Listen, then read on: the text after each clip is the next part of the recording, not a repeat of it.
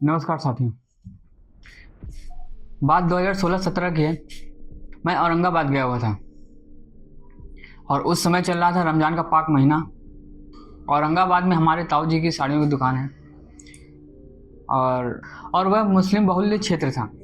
तो आप समझ सकते हैं कि रमज़ान का पाक महीना और कितनी भीड़ हो सकती है वहाँ पे। और पास में ही मस्जिद थी, तो लोगों का उस मस्जिद से ही आना जाना होता था, चाहे वो चाय पानी नाश्ते के लिए जाएं और चाहे वो बाथरूम वगैरह के लिए, टॉयलेट्स वगैरह के लिए जाएं।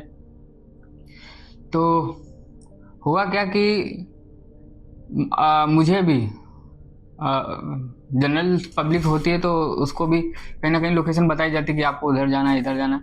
तो वही मेरे साथ भी हुआ और मैं अपने ताऊ जी के साथ में अपने साड़ियों के काम में लगा हुआ था। तो मुझे भी टॉयलेट के लिए जाना पड़ा उसी रास्ते से।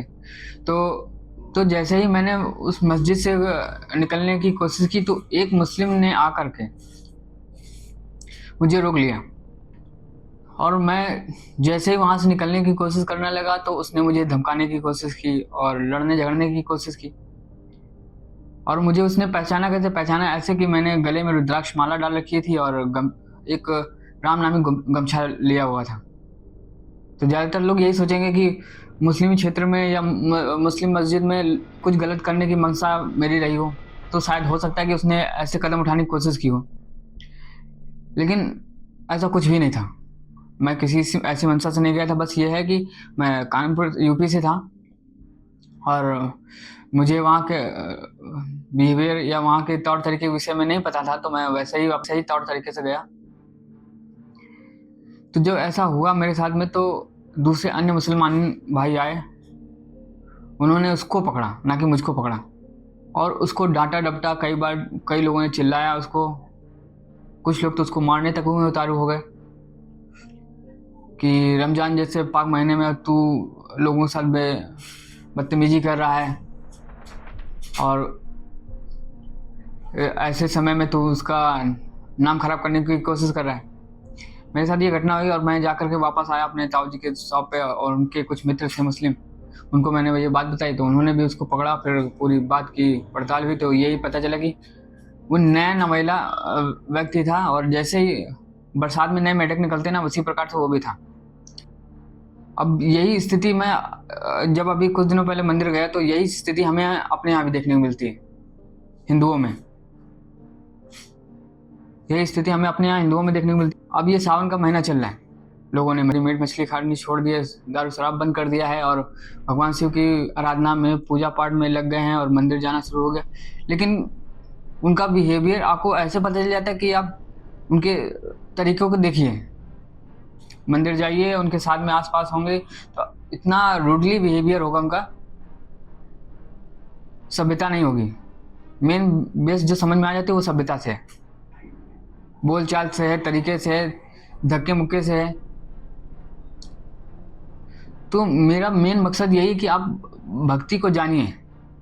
भक्ति के हैं या पूजा पाठ के हैं या मंदिर जाने के तौर तरीके हैं, उनको सही बेस से जानने की कोशिश कीजिए। क्योंकि शुरुआत मेरे साथ भी यही हुई थी कि मुझे नहीं पता था, लेकिन जब मुझे इसकी खोजबीन करनी पड़ी और मैंने सही तरीके जाने तो मुझे पता चला कि असल में शिव तक पहुंचने का तरीका क्या है।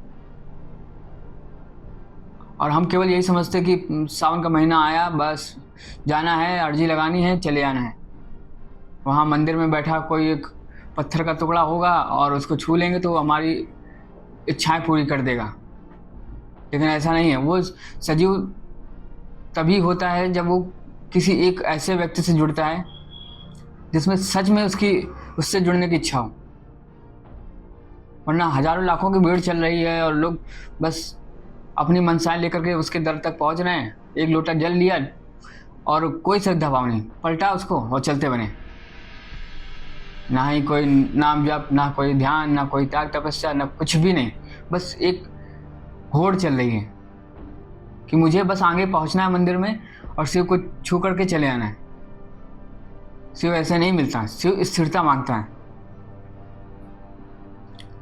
तो इसके तरीके हैं। सबसे बेहतर तरीका यही है कि आप गुरुओं की पद्धति में जाइए। किसी भी प्रकार के गुरु हो सकते हैं, उनके पास जाइए और इसकी सही प्रणाली सीखिए। और मैं पेरेंट्स से भी यही कहूँगा कि आप अपनी पद्धतियों में थे वो ठीक है, आप अपने तौर तरीकों से थोड़ा उभरने की कोशिश कीजिए और इसको सीख करके अपने बच्चों को भी इसमें समझाने की कोशिश कीजिए, क्योंकि भक्ति स्थिरता ही मांगती है। और शिव का जो पावन महीना चल रहा है, ये इससे खूबसूरत महीना कोई नहीं हो सकता जिसमें आप अपने आप को परम चेतना तक ले जा सकें, उच्चतम स्थिति तक ले जा सकें।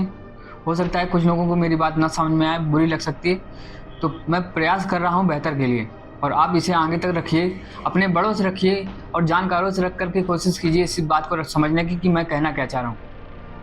और ये शिव का महीना है तो शिव से जुड़ने की कोशिश कीजिए, और वो भी बेहतर तरीके से, अंधभक्ति से नहीं, भेड़ बकरी की चाल से नहीं, और उद्दंडता से नहीं, भक्ति से, प्रेम से, साधना से, तपस्या से, जिस भी प्रकार से आप जुड़ना चाहें, बस उसको जानने की कोशिश करें।